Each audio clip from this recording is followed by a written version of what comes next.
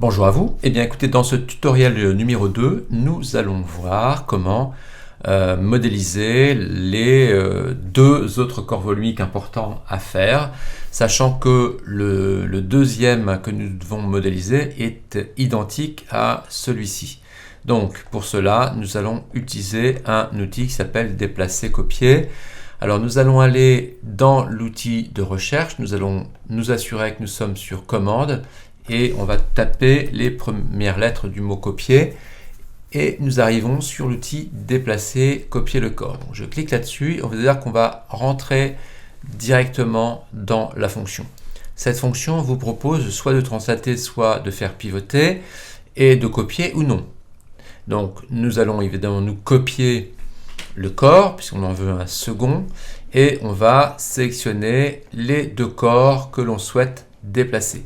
Alors on voit que nous avons des flèches ici, donc on va pouvoir par exemple faire ceci. Alors simplement vous voyez que si je fais ça, voilà, le problème c'est que manifestement il choisit l'une ou l'autre des opérations. On va donc retaper 0 degré ici. Nous on va faire une translation. Donc je vais aller dans translater. Alors, soit vous le faites à la main, comme je l'ai fait tout à l'heure, soit vous rentrez une valeur. Donc là ça me permet de voir que je me déplace bien suivant l'axe des Z. Et on va donc taper une valeur de 30 mm. Mais on va inverser. Donc pour ça on va taper un petit signe moins devant les 30. Et je vais valider ce premier déplacement. Ça d'ailleurs je vais pouvoir tout de suite le renommer. Donc je vais aller dans les propriétés et je vais marquer que c'est un copie 30 mm. Voilà. Donc je vais retourner dans cet outil. Donc ici je vais refaire rechercher, je vais faire déplacer les corps, mais cette fois-ci je vais faire une rotation. Donc je vais faire une rotation de ça et de ça. Mais attention, il ne faudra pas oublier de décocher copier. Et là, vous allez pouvoir saisir voilà, le cercle qui est ici et puis le faire soit à la main, hein, soit rentrer vous-même la valeur. Donc nous, on va taper une valeur de 19 degrés. Voilà, comme ça, et on va valider. Voilà, donc on se retrouve avec nos deux petits composants, d'accord, qui sont identiques. Donc là, je vais renommer ça. Donc ça, c'est un copier 19 degrés. Voilà. Ok. On va attaquer maintenant la partie mâle. Donc la partie mâle, on va remontrer l'image. La partie mâle, vous voyez, elle est éloignée de ces deux composants. Il va falloir faire tracer un cercle. Pour tracer ce cercle, il va nous falloir un plan d'esquisse. Mais ce plan d'esquisse, pour l'instant, il n'existe pas. Donc, on va aller choisir le plan de face, qui est ce plan-là. On va aller rentrer dans l'onglet fonctions, dans géométrie de référence plan. Et nous allons décaler ce plan de, effectivement, 90 mm. Mais par contre, de l'autre côté. Je valide ça. Et on se retrouve avec ce plan. Alors, vous pourriez tout à fait ouvrir une esquisse dans ce plan, sachant que vous travaillerez dans le plan qui a des limites infinies dans toutes les directions, hein, dans les 4 directions, et enfin dans les 2 directions, verticale et horizontale. Mais vous pouvez, si vous préférez vraiment sentir le plan dans lequel vous avez dessiné, vous pouvez très bien étendre la longueur et voir la hauteur de ce plan. Ça n'a pas d'importance. Bien, donc je vais ouvrir une esquisse dans ce plan, me mettre en vue normale, et je vais tracer un cercle que je vais placer pour l'instant n'importe où. C'est un cercle qui va faire 9 mm de diamètre. Faites attention, ce cercle, par conséquent, ce cercle, il est plus petit que ceux qu'on a tracés au départ, qui faisaient 10 mm de diamètre. Celui-ci fait 9. Mais ce que je veux, moi, c'est que ces composants, ces corps volumiques, viennent tous les trois être en contact avec un plan qui sera le plan qui passera par cette arête inférieure-là. Donc ça, il va falloir qu'on fasse attention à ça dans la modélisation. Je vais également placer une distance entre, voilà, ici, on va placer une distance de 140 mm, comme ceci. Et puis, on va à nouveau placer une petite distance verticale, donc entre les deux centres. Donc là, de 0,5. Voilà. Sauf que moi, ce que je veux, alors pardon, je vais rectifier ça parce que c'est pas ça que je veux. Donc je vais supprimer cette cote.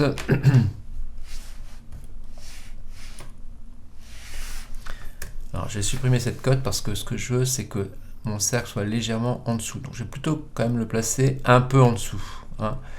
Voilà. Et on va replacer notre cote comme ceci. Donc une cote verticale. Alors est-ce qu'il veut me la faire? Voilà. Ok, 0,5. Comme ceci, c'est parfait. Donc si je trace une arête, par exemple, qui serait tangente là, une arête horizontale, vous voyez que voilà, si je trace une arête horizontale, je vois bien que mes cylindres, hein, seront effectivement bien en contact tous les trois. Ok, bon ça c'est pas utile, hein, je la vire. Bien, donc je vais faire un petit bossage. Donc je vais faire un petit bossage de, je crois que c'est un bossage de 16 mm. Voilà. Je vais décocher, fusionner le résultat. Pour l'instant, je vais garder ça comme ça. Ensuite, le petit tronc de cône. Hein, je vous remonte l'image. Donc on a un petit tronc de cône ici. Donc on va s'occuper de ça. Je vais ouvrir une esquisse dans ce plan. Je vais décaler les entités, je vais taper 0 et je vais donc valider cette entité, on la voit ici en noir, et on va faire un petit bossage de 10 mm avec une dépouille de 4 degrés. Je valide ça comme ceci. Ensuite, une fois qu'on a fait ça, on va aller dans le plan de dessus, on va se mettre en vue normale. Voilà, je vais chercher l'outil rectangle par deux points. Je viens rendre coïncident le premier point ici et je trace mon petit rectangle. Il va faire 1 mm de large. Il va être situé par rapport à cet axe-là à, je crois, 0,6. Voilà, comme ceci. Donc ça c'est parfait, je n'ai besoin que de ça en fait. Et donc une fois que c'est fait, eh bien on va faire une répétition linéaire d'esquisse. Là il propose l'axe des X, mais évidemment l'axe des X n'est pas l'axe qui convient. Il va donc falloir que nous fassions une rotation de 90 degrés pour que ça fonctionne. On va faire 4 occurrences. Et nous allons désigner nos entités. Donc ça va être cette entité, cette entité, cette entité et cette entité. Donc là, ça fonctionne bien, à part que l'espacement est trop important. Je vais choisir un espacement de 2.2. Alors 2.2, je vais vous expliquer pourquoi 2.2. Hein. En réalité, ce que je veux, c'est qu'il y ait un espace de 1 mm 2 entre chaque rectangle. Comme mon rectangle ici fait 1 mm, moi, forcément, je vais donc avoir 1 plus 1, 2, ça fait bien 2,2 d'espace. La flèche ici, bon, elle est mal placée, donc je vais inverser là le sens de la répétition et je vais donc valider cette répétition. Voilà, c'est parfait ça.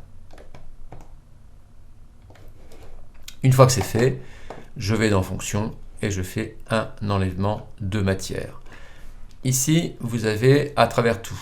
Il est possible que vous n'ayez pas la fonction à travers tout des deux côtés.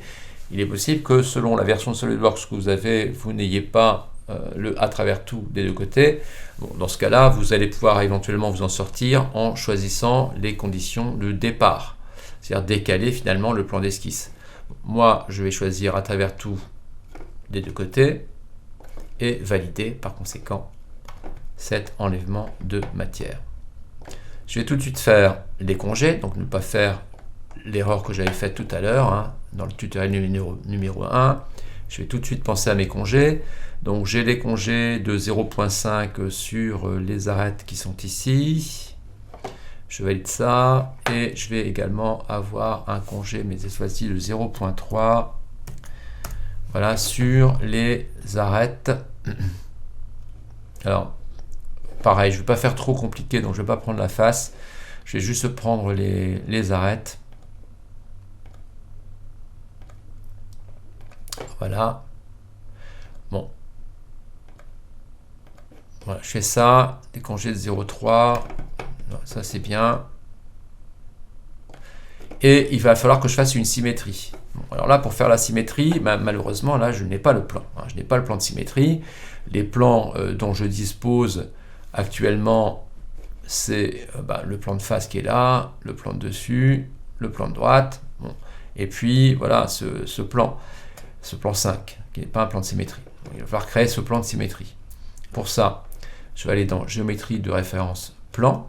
Je vais choisir le plan de dessus. Et comme deuxième référence, je vais choisir cet axe. Voilà.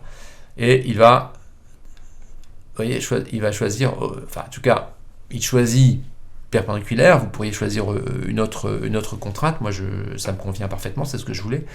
Donc je valide ça et je me retrouve donc avec un plan 6 qui est bien le plan de symétrie. On va tout de suite noter ça. Donc, propriété. Et donc ça, ce plan 6 là, c'est bien le plan 6 donc c'est bien une symétrie pour le jack mâle. Je vais appeler ça comme ça. Ok. Donc à partir du moment où vous avez créé ce plan de symétrie, on va pouvoir symétriser donc par rapport à ce plan 6 une fonction. D'accord? Cette fonction, c'est quoi? C'est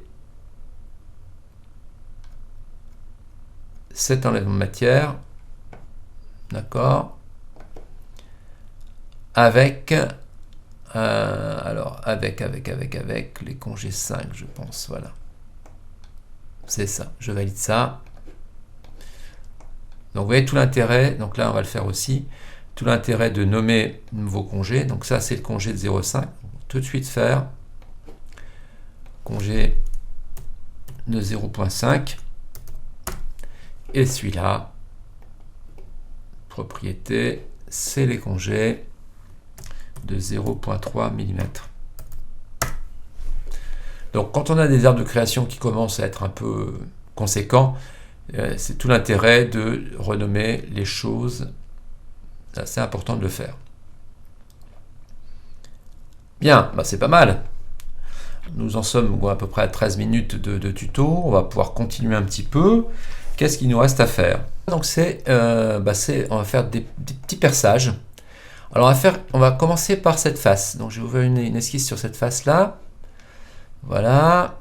Je vais aller tracer un axe vertical. Donc on peut aller chercher le centre d'un cercle en s'approchant des bords de ce cercle-là. Vous voyez, ça fait apparaître un centre ici. Moi je vais tracer un axe vertical. Voilà, et puis je vais tracer également un axe horizontal, passant également par ce centre, hein, d'accord? Ici, hein. Donc, un axe horizontal, voilà. Et cet axe horizontal, je vais le désigner comme symétrie dynamique. Je vais tracer un petit cercle, quelque part par là. Alors, ça va être un cercle de diamètre 2,8. Voilà, situé à une certaine distance de cet axe. Je vais marquer 1,41. On va voir si c'est bon comme distance, ça. 1,41, voilà, 1,41. Ça me laisse un petit espace. Ouais, c'est parfait. Donc, je valide ça et je vais tout de suite faire un enlèvement de matière. Donc, je bascule ma perspective. Je fais, pardon. C'est pas ça que j'ai dit, hein, j'ai dit enlèvement de matière. Donc je vais faire un enlèvement de matière, je vais choisir jusqu'à la surface, voilà, et je vais désigner cette face, ici, voilà, et je vais valider ça. Donc là, il m'a fait un perçage comme ceci. Je vais aller faire la même chose de l'autre côté. Alors, pas tout à fait la même chose, parce qu'il n'y avait qu'un seul cercle, donc je vais ouvrir une esquisse là-dessus, j'ai tracé un cercle centré, 2, vous l'avez compris, 2,8. Voilà. Et je vais faire un enlèvement de matière jusqu'à la surface qui est là. Voilà.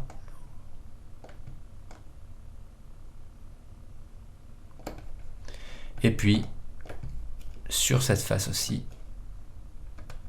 voilà, j'ouvre une esquisse, je trace un cercle qui sera centré. Donc vous avez compris hein, la démarche, hein. Maintenant vous êtes quand même vous êtes des avancés, donc il y a des choses que je peux faire plus rapidement. Je vais faire un enlèvement de matière, je choisis comme condition de fin jusqu'à la surface, je désigne cette surface, je valide et j'ai fait donc mes perçages. Donc c'est parfait ça. Alors je vous propose peut-être d'arrêter là ce tutoriel numéro 2 et puis d'aborder donc le tracé des splines sur le tutoriel numéro 3. Merci à vous.